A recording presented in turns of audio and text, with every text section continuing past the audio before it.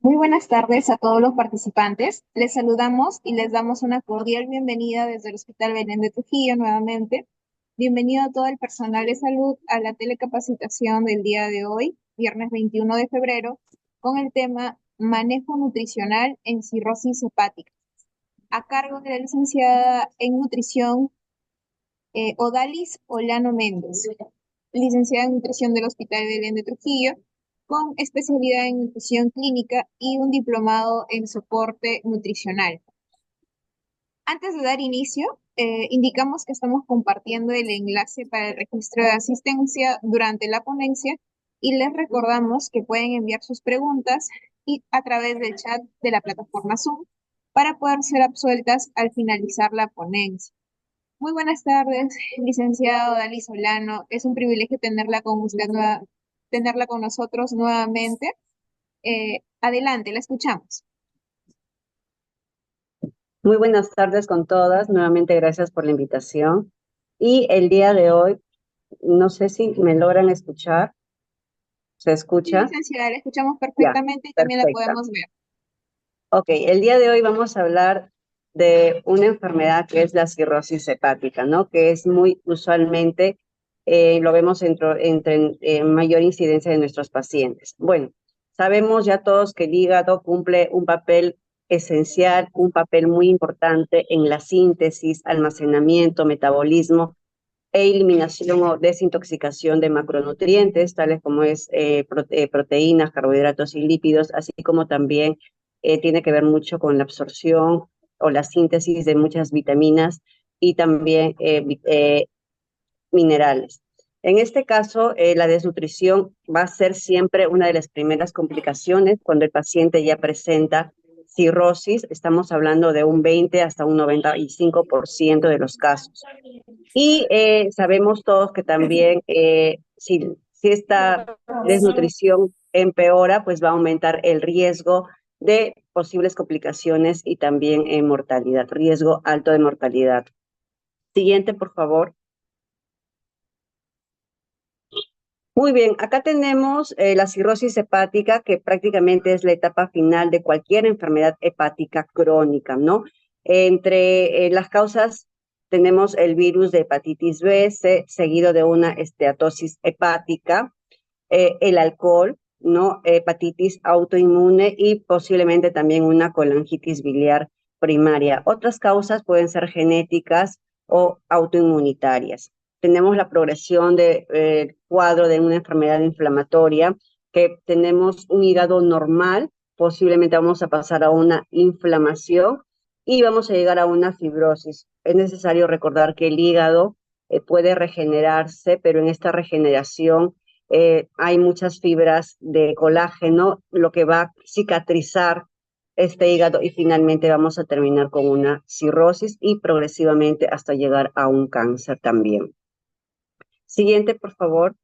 Bueno, tenemos acá el historial natural de la enfermedad en un estadio temprano. Vamos viendo cómo las curvas van aumentando progresivamente. Va a haber una reserva cardíaca cuando el paciente está compensado. Va a haber una alteración también del sistema renin-angiotensina-aldosterona.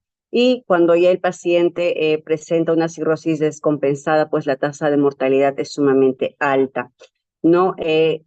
Tenemos las complicaciones de la cirrosis, una desnutrición, encefalopatía, que también más adelante vamos a tocar qué cantidad de macronutrientes se asigna a este tipo de pacientes, una ascitis, varices esofágicas que pueden ser sangrantes, ictericia, que también no es por el acúmulo de las bilirrubinas, sangrado visceral, también peritonitis a causa de infecciones por ascitis también. Y también, bueno, tenemos un síndrome hepatorrenal, así como también un síndrome hepatopulmonar, que podría ser una causante o una complicación de la cirrosis. Siguiente, por favor. Bueno, tenemos que ver la severidad de la enfermedad, a qué nos estamos enfrentando, y para eso tenemos ciertos parámetros que vamos a darle un estadio o un grado, perdón, según la puntuación, ¿no? Este es según el Child-Pugh. Tenemos los parámetros que son ascitis, bilirrubina, albúmina, tiempo de protombina y si hay o no encefalopatía. Esto de acá es muy importante para el personal en nutrición porque de acuerdo al grado estamos hablando de una enfermedad bien compensada, un compromiso funcional significativo o una enfermedad descompensada para brindarle la energía que se debería dar al paciente. También podemos observar en el cuadro que hay una sobrevida al año, que es en porcentaje, y a los 2 años también, ¿no? Si es el paciente está compensado, ¿no? Por ejemplo, la sobrevivencia a los 2 años va a ser del 85%. Entonces, a la fecha ya se han estudiado, hay estrategias que permiten revertir el grado de desnutrición del paciente, ¿no? En este caso, tiene que ver con estilos de vida, modificar los estilos de vida saludable, ejercicio, hay ciertos nutrientes que también van a mejorar el estado de composición del paciente y esto las complicaciones también van a disminuir. Siguiente, por favor. Bueno, y acá les presento el cuadro de una malnutrición. La malnutrición puede ser por exceso o deficiencia de algún nutriente, de los macronutrientes, llámese de carbohidratos, proteínas o lípidos también. En este caso tenemos una obesidad cuando hay un exceso de energía, de macronutrientes, pero nosotros en el paciente hospitalizado vamos a ver más pacientes con cirrosis que ya presentan un cuadro de desnutrición. Entonces, y esta desnutrición puede estar asociada al envejecimiento, pero también asociada a la enfermedad. Al envejecimiento, bueno, sarcopenia, sabemos que las personas a partir de los 35 años disminuimos el porcentaje de masa muscular y más aún, pues si no hay actividad física. Voy a eliminar acá, a ver. Acá está. Bueno, y el índice de fragilidad, ¿no? Pacientes en estado de vulnerabilidad, pacientes que tienen alto riesgo de fracturas por estar asociado a envejecimiento. Pero está la otra cara que es asociada a una enfermedad, que puede estar sin inflamación sistémica y con inflamación sistémica. Sin inflamación sistémica quiere decir cuando el paciente no presenta una enfermedad crónica. Por ejemplo, puede ser una infección que es a 3, 4 días, 7 días, no un ayuno prolongado, un accidente tal vez, o el paciente hospitalizado, ¿no? Pero cuando ya tenemos una inflamación sistémica, en este caso nos vamos a encontrar en un cuadro de precaquexia, cuando hay una enfermedad crónica como es la cirrosis o pacientes con cáncer, y esto se va a dar cuando hay una pérdida de peso menor al 5% y también hay una hiporexia. Cuando hablamos de precaquexia, caquexia, no solamente estamos hablando de la pérdida de masa muscular, sino también con la pérdida de masa grasa, ¿ya? Y finalmente, pues terminamos cuando el paciente está con caquexia. Tenemos una enfermedad crónica también, que por más que se le dé nutrientes al paciente, por un tema de inflamación, el paciente pues va a continuar en un estado catabólico. Pérdida de peso mayor al 5%, los pacientes pierden mucho peso, ¿no? Hay una hiporexia, hay fatiga, hay anemia y el PCR está muy elevado. Entonces, acá tenemos ciertas citoquinas como el factor de necrosis tumoral, interleucinas 1, 6, que disminuyen el apetito y hacen que el paciente pues no quiera ingerir alimento y termine pues consumiendo del 100% de su requerimiento nutricional, solamente alcanzando 20 al 30%, aumentando obviamente o activándose ciertas vías catabólicas como son lipólisis, proteólisis, empeorando el cuadro clínico del paciente. Siguiente, por favor. Bueno, las causas de la desnutrición en un paciente con cirrosis, tenemos que hay un consumo inadecuado de alimentos, hay deficiencia de ciertas vitaminas, minerales, perdón, como es el zinc y el magnesio, que generan esta disgeusia, comprometiendo la ingesta, ¿no? También está asociado a la hiporexia por estas citoquinas que ya les mencioné.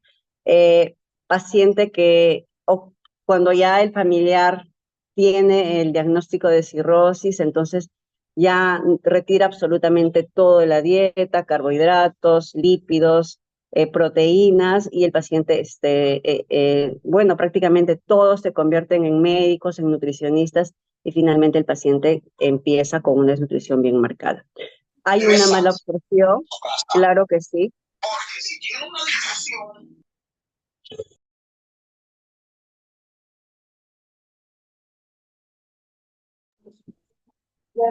Sí, sí.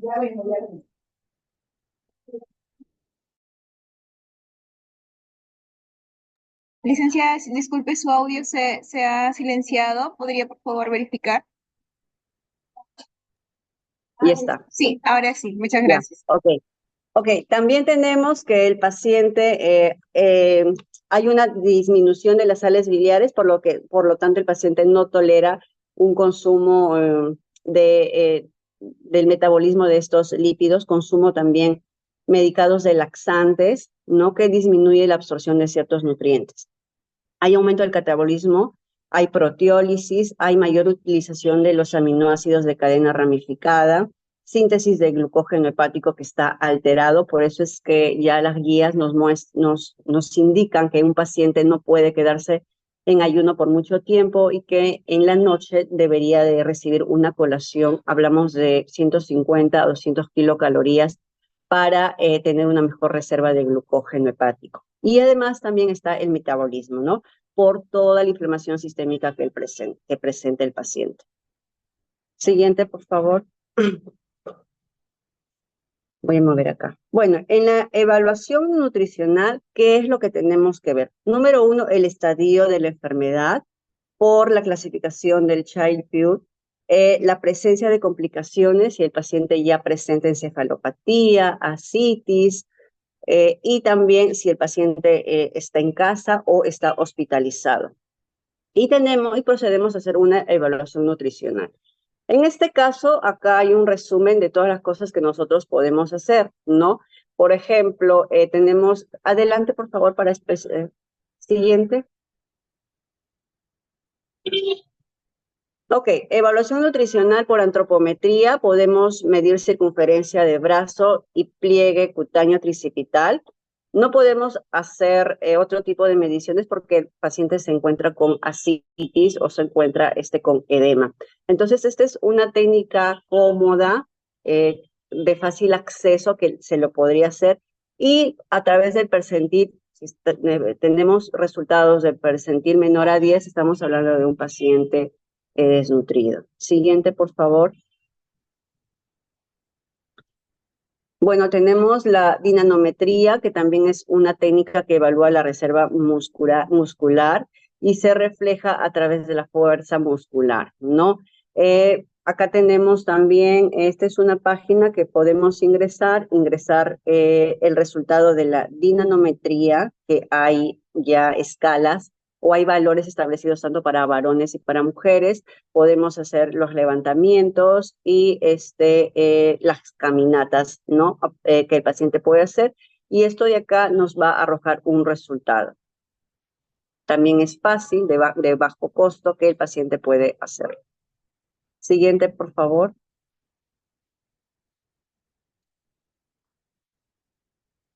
Uy.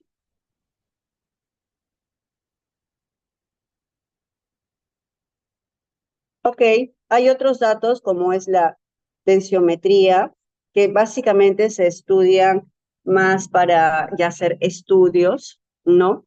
Y utiliza también puntos de corte. Acá estos estudios van a medir masa grasa, masa libre de grasa y contenido mineral óseo. Y también tenemos la impedancia bioeléctrica. La impedancia bioeléctrica es un dato muy importante que nos puede predecir a través del ángulo fase, y tenemos que el ángulo fase menor a 4.9 que es en pacientes con algún cuadro de enfermedad sistémica o metabólica, puede indicarnos una alta tasa de mortalidad.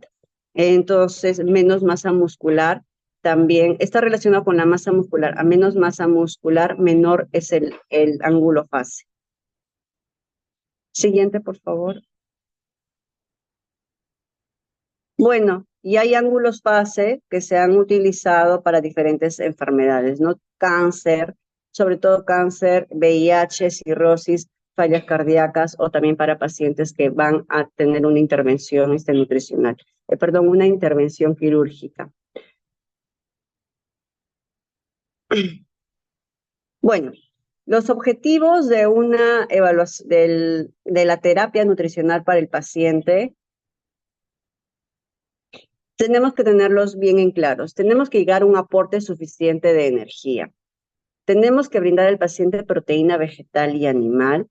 Sí va a haber una restricción de sodio de acuerdo al grado de ascitis que presente y comidas frecuentes. Lo que no tenemos que hacer son dietas hipocalóricas porque vamos a contribuir más a la desnutrición, a un catabolismo muscular y por ende va a aumentar también el grado de encefalopatía.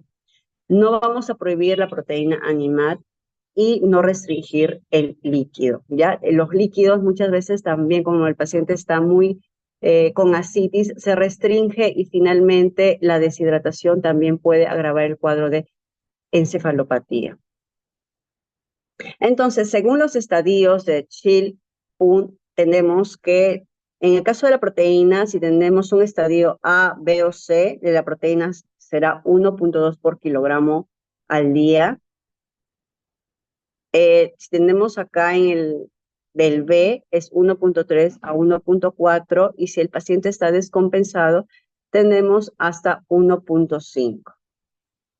Ahora, los tipos de proteína también se tienen que indicar si el paciente presenta encefalopatía o sin encefalopatía. Y podemos hacer una relación. Sin encefalopatía podemos dar 50-50 de origen animal y de origen vegetal o 60-40. Y si el paciente ya presenta encefalopatía, podemos manejarlo entre 60-40 o 70% para proteínas de origen vegetal y 30% de proteínas de origen animal.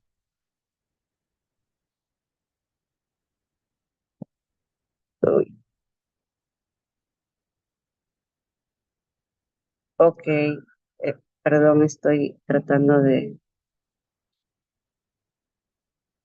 Y está, el tratamiento dietético tiene que garantizar el aporte suficiente de energía.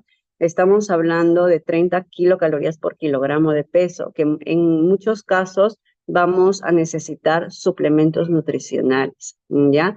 Si es que el paciente tolera por la vía oral, a buena hora podemos enriquecer esos alimentos con módulos proteicos, módulos de carbohidrato. Existe ya las proteínas que son de cadena ramificada, que pueden ayudarnos a compensar, a completar el requerimiento de proteína, ¿no? Y podemos elegir una fórmula polimérica estándar. Si el paciente, lo mismo sucede si el paciente ya presenta algún tipo de problema a nivel digestivo y no está tolerando por la vía oral, podemos utilizar la vía enteral utilizando también fórmulas enterales, ¿no?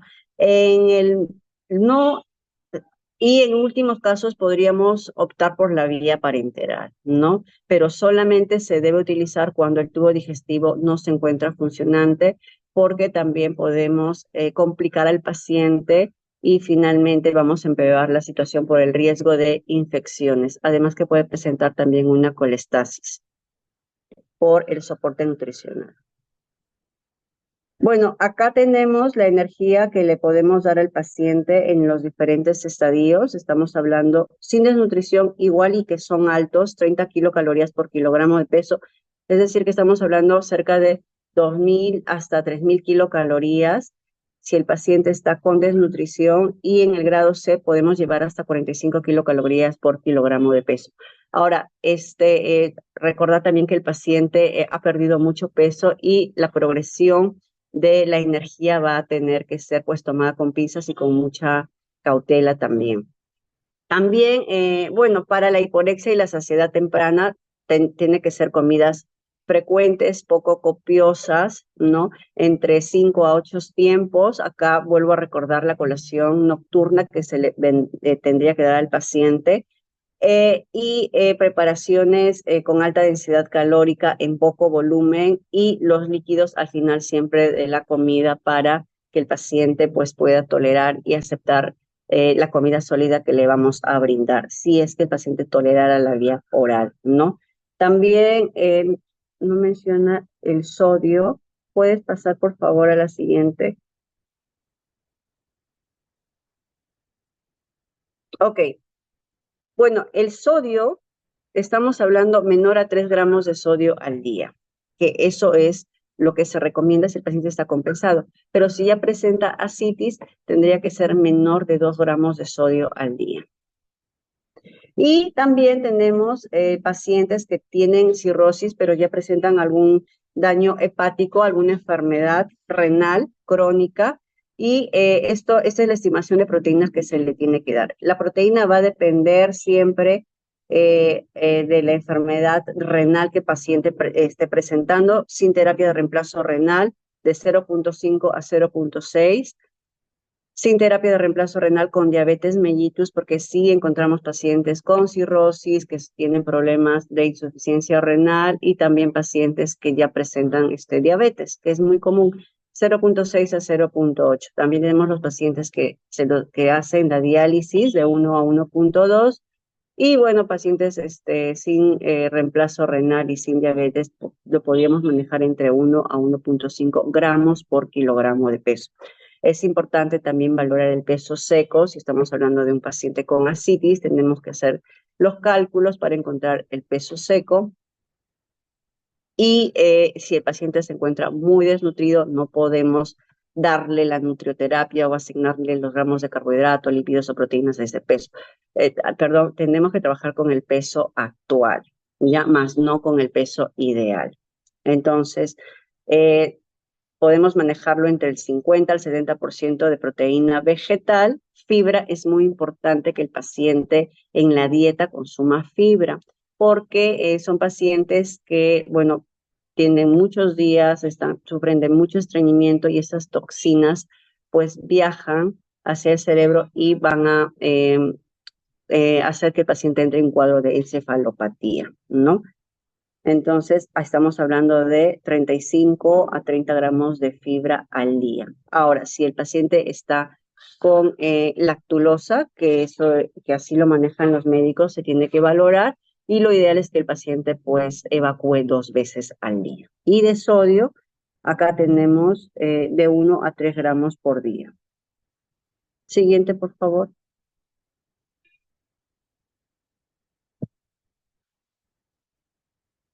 Bueno, el ejercicio físico ha demostrado actualmente que va a mejorar la calidad de vida, el estilo de vida de las personas. Obviamente que para asignarle un plan de ejercicio físico vemos cómo se encuentra el paciente, si el paciente tal vez puede desplazarse, todavía es independiente para hacer sus actividades o si el paciente está postrado. Entonces tenemos que podemos iniciar un calentamiento de 5 a 10 minutos. En la fase 2 podemos llevar al paciente desde unos 20 y aumentar progresivamente 20, 30 minutos al día y hacer un estiramiento de aproximadamente 10 minutos, ¿no?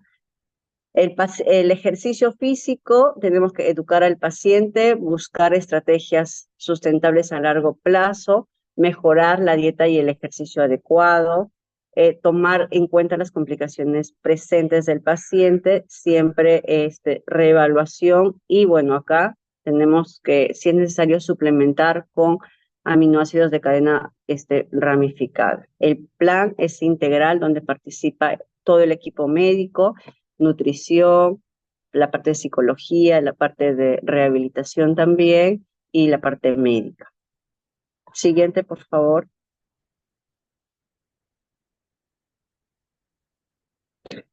Bueno, anterior.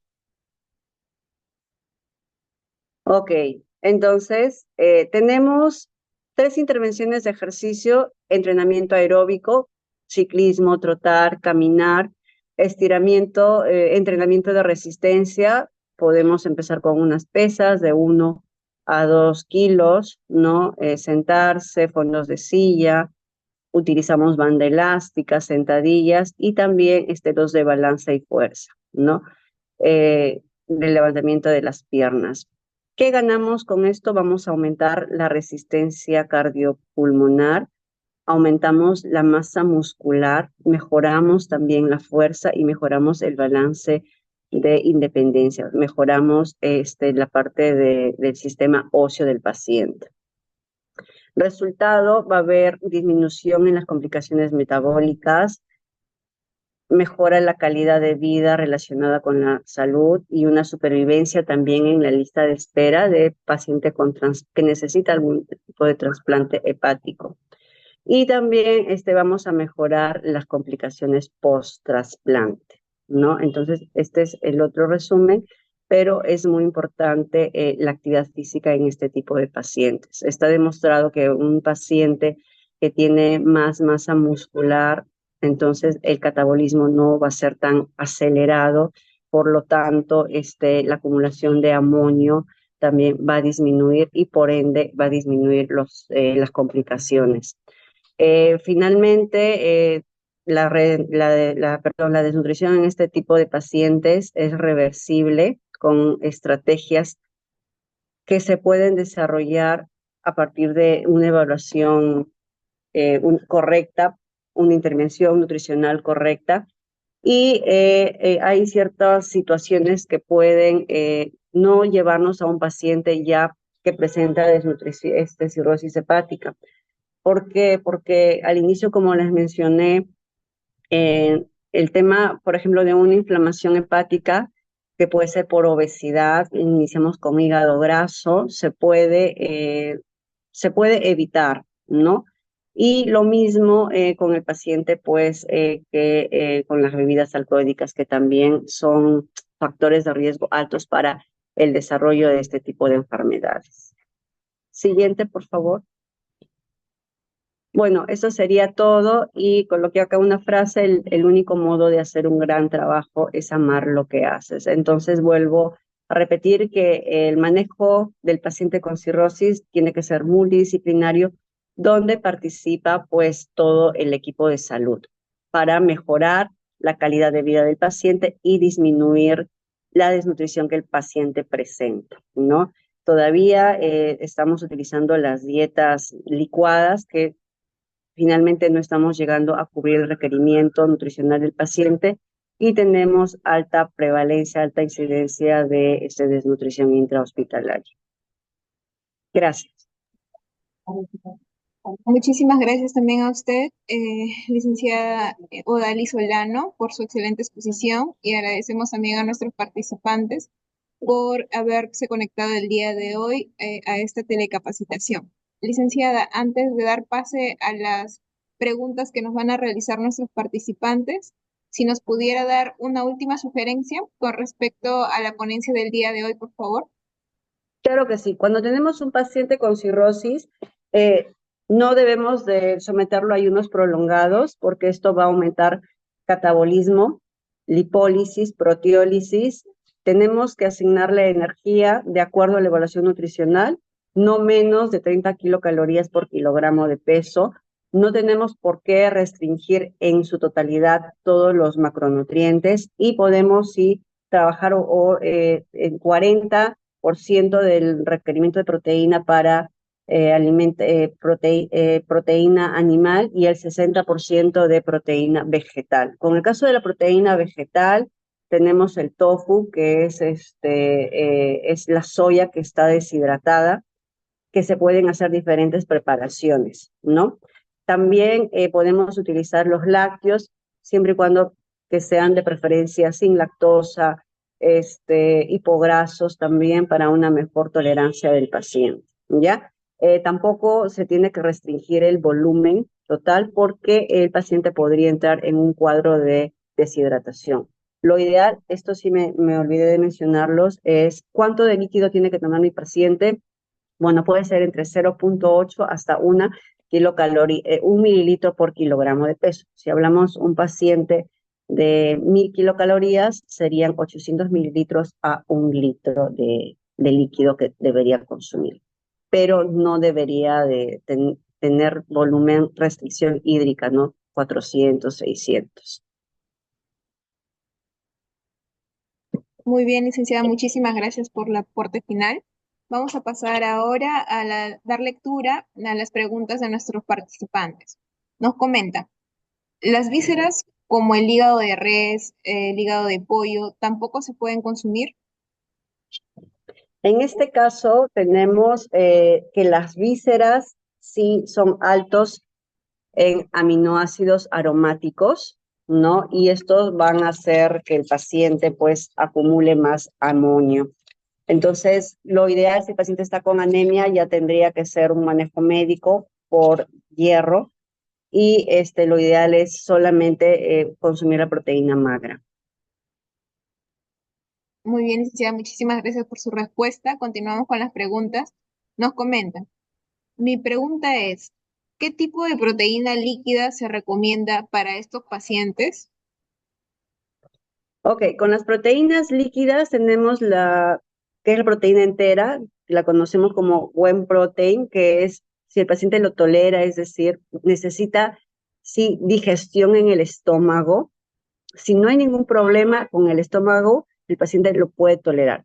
Pero también tenemos el otro tipo de proteínas que está hidrolizada, ¿no? Que esto no necesita, se absorbe mucho más rápido, no necesita digestión. Entonces, puede ser cualquiera de las dos dependiendo de la tolerancia del paciente.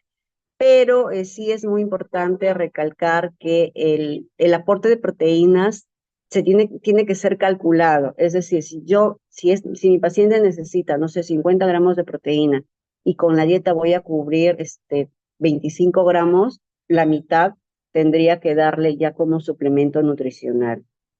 Se necesita hacer una valoración. O caso contrario, ¿no? Mi paciente sí está consumiendo 40 gramos de proteína, solamente yo tendría que completar con 10 gramos de proteína. Entonces, eso ya es manejo nutricional de acuerdo al paciente, la necesidad del paciente.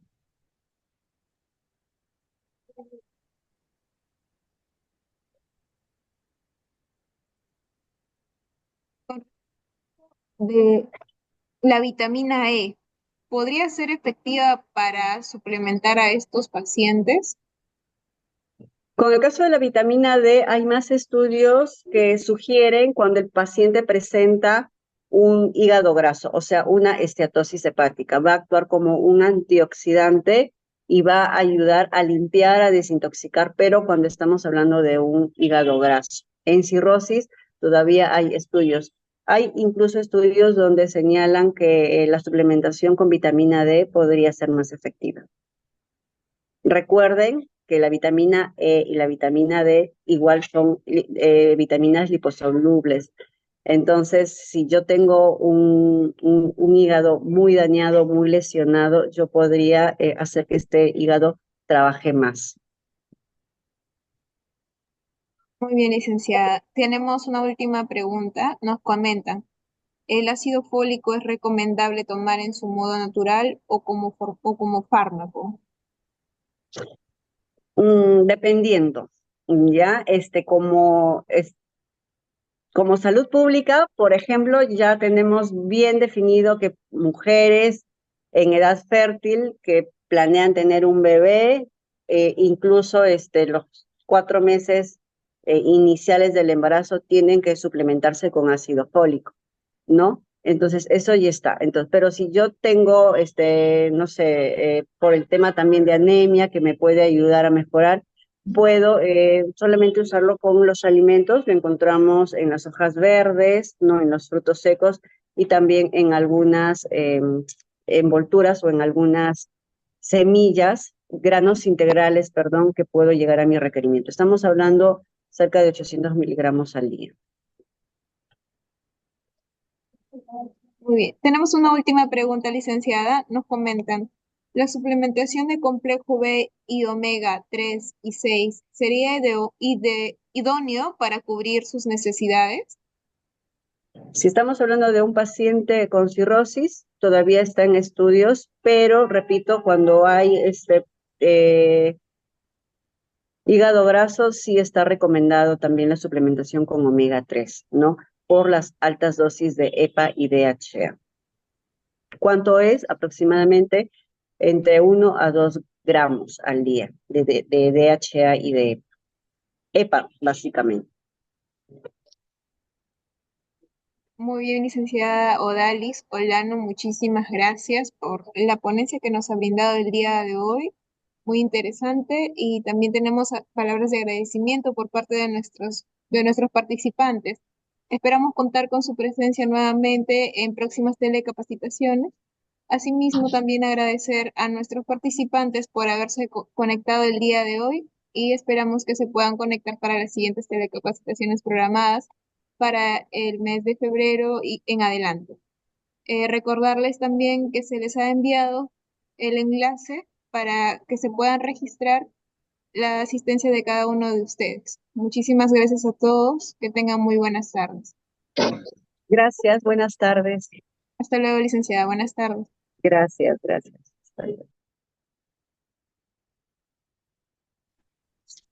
Muchas gracias.